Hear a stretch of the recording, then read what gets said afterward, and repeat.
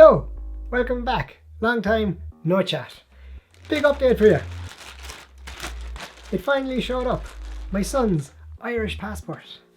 Now this has been a long time coming because we're fortunate enough that we have two passports. We have a Canadian passport and an Irish passport. And this Irish passport for my son took me 4 attempts to get, and it has been one of the toughest things we've had to do. Anyway, before we get into that story, we're going to have a cup of tea.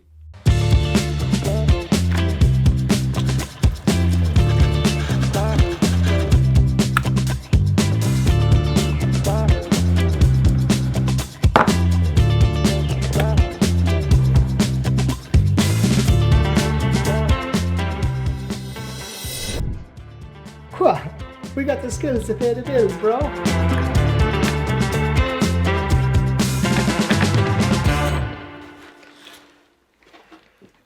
Tea.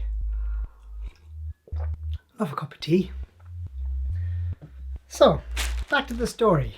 The curious incident of getting the Irish passport. So let me re-jog your memory and bring you back to attempt number 1.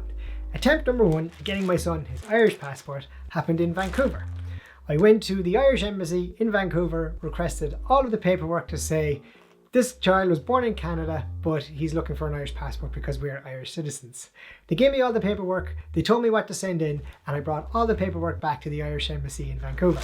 They looked at all the paperwork and said, yeah, looks good, Dan, let's send it off. So we sent it off to Ottawa, and that's where they process all of the Irish applications in Canada. And I thought, woo, plain sailing. They looked at it before it went off to Ottawa. Surely they'll have it back to me in a few weeks. A few weeks went by and we didn't hear anything. A few more weeks went by and we didn't hear anything. We were actually getting ready to leave Canada to come back to Ireland, and I thought, you know what, they've got a lot of my marriage certificates and birth certificates. We're going to need to get that information back.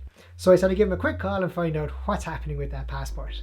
They said, do you know what? Good thing you called, because we were about to send this back to you because it was missing that one piece of paperwork.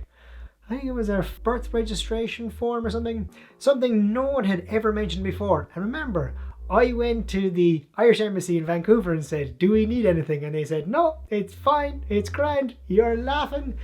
And even then, we still didn't have it right. So that was sent back. So that was attempt number 1 in Canada, and we thought, you know what?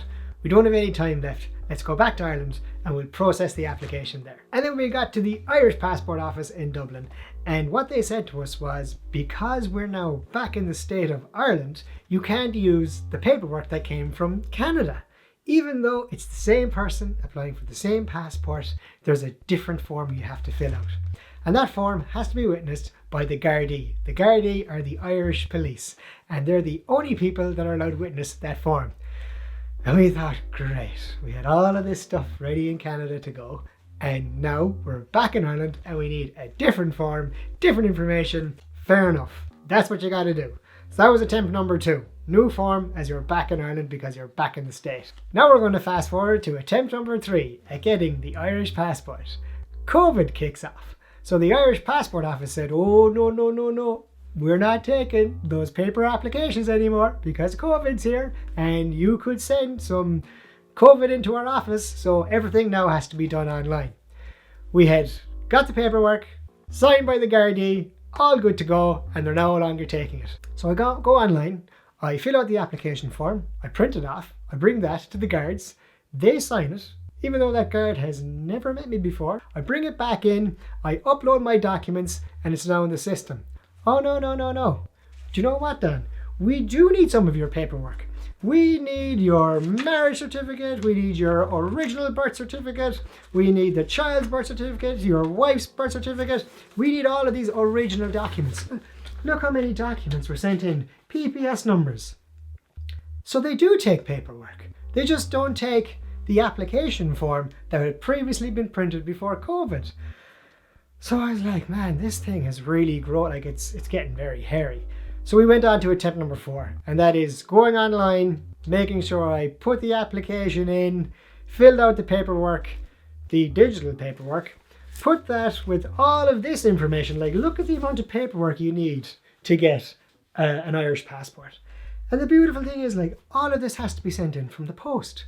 So we're talking snail mail, stamps, and when there's something wrong, they send it back to you via snail mail and stamps. Anyway, you can see I'm obviously going on a rant because it took me 4 attempts to get this. Now I'd like to compare that to getting a Canadian passport for my son. Born in Canada, so obviously, he's entitled to it. But there was one application form to be filled out by us, the parents, witnessed by a friend of ours who was our neighbour. Nice, easy. There was one birth certificate for my son and a credit card. That was it. You just showed up to the office, you did it there and then, you sent it off, and a week later, we had his Canadian passport. It was so much easier.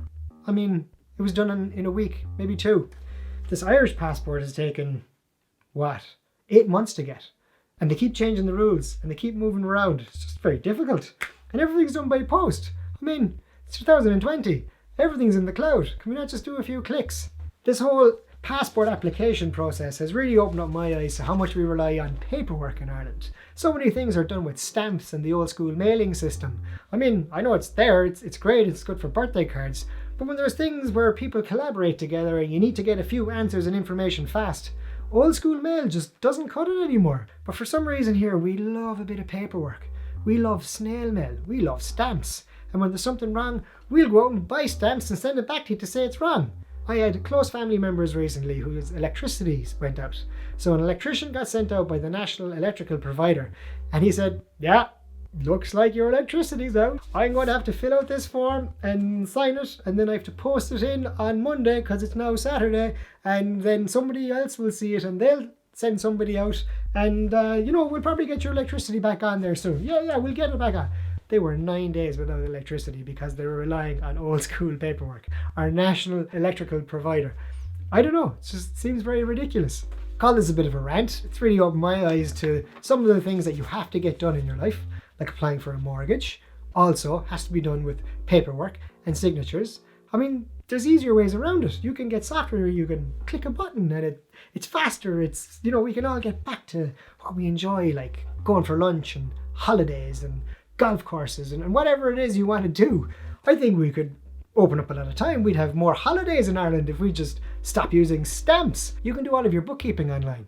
You're able to use the cloud to manage your accounts, electronic medical records at the hospital, your doctor, all done online. It's amazing what's online these days. But there's still a few things that you have to get done in life that rely on the old school paperwork and stamps. Anyway, that's my rant. Another thing I've noticed about getting an Irish passport versus getting a Canadian passport and how the 2 different countries approach things differently. If you've experienced something similar wherever you are, please do share it in the comments. Give a like. Be sure to subscribe to the channel. I love talking about all the cultural difference I've noticed since I moved back to Ireland. And I will see you in the next video. Thanks guys. Bye.